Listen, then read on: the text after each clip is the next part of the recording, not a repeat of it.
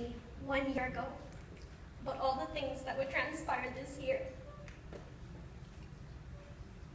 I never would have believed them. The year 2015 started out like any other, but a couple weeks into the new year, my grandpa, who most people knew as Ron Bright or Mr. B, but I knew as Poppo, became very sick and had to be hospitalized. After nearly a month, the doctors diagnosed Poppo with posse-immune glomerulonephritis, an autoimmune disease in his kidneys. Meanwhile, we were still waiting on test results from my mom. On the same day that my grandpa was hospitalized, my mom noticed a lump in her left breast. Her doctor recommended more testing to determine if the lump was cancerous. On March 6th, our worst fears were confirmed. My mom had breast cancer.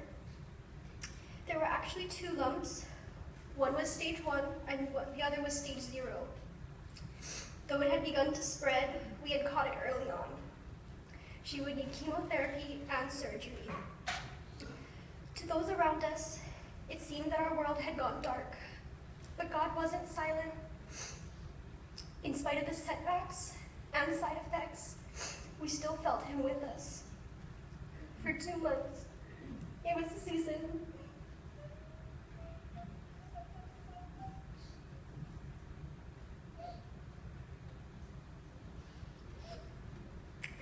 It was a season for us to be a family and share in the laughter and the love that I had grown up with.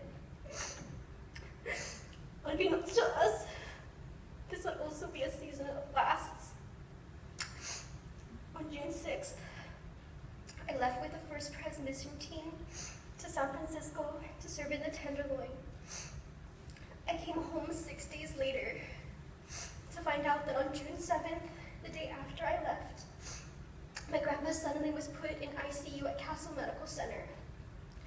I had no idea.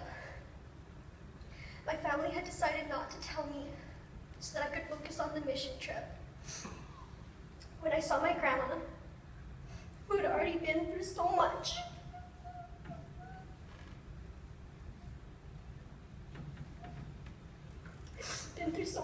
caring for the love of her life, I fell to my knees with my head in her lap and I cried.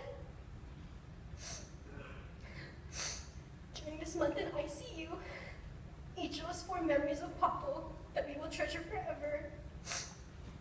He would open his eyes, and you could see the love. He couldn't vocalize the words, but he would mouth, "I love you," around the ventilator in his mouth. God provided us with these moments to shine light in our darkness. On July 3rd, we thought for sure we were going to lose him. It's hard to put into words the mix of sorrow and joy that filled room 1 in the Castle ICU. And maybe you will think that I'm a little bit crazy to say this, but the day was beautiful. In the midst of tragedy and tears remained such beauty and love. And while it was an unbelievable experience, I can't say that I was completely surprised. This spirit of love and joy is the kind that Poppo fostered wherever he went. So it only seemed appropriate that this be the kind of spirit that surrounded him that day. The light of God shone bright as singing and laughter filled the air.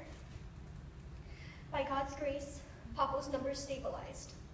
We still didn't know what the future would hold, but we thanked God for a beautiful day. At this point, I wasn't sure what to pray for. Do I pray for him to live so that he could be here with us?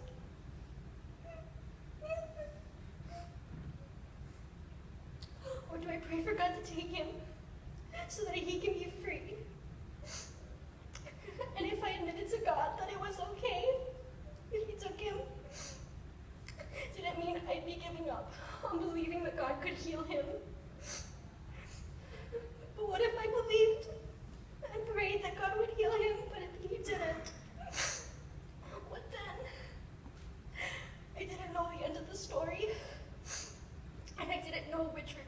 was within the will of God.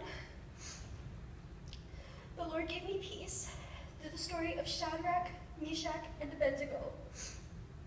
Standing before a powerful king who threatened to burn them alive, they chose to honor and worship God, even though they didn't know how their story would end. God wanted me to demonstrate full faith in his power, not because he would answer my prayers for healing, but because he is God, and his character is unchanging. On July 7th, surrounded by family and music, Poppo went home to be with the Lord. And in spite of my grief, I could rest in the confidence that Poppo is in heaven. I will miss his laughter, his stories, the way he gently brushed my hair, the times when I would just lean on his shoulders for a moment, and a million other things. I will always miss my grandpa, but life continues on around me. We praise God that my mom is doing well after chemotherapy and surgery. And while I wish that our story ended on that joyful note, life continues to bring challenges. In October, we put our family dog Princess of 13 years to sleep. And though I knew it was in her best interest, it didn't make the goodbye any easier. Though this year barely let us catch our breath, Jesus never left our side. My sister and I now light the Advent candle to remind us that Jesus is the light of the world that guides us through the darkness, giving us hope and even joy for tomorrow. Thank you.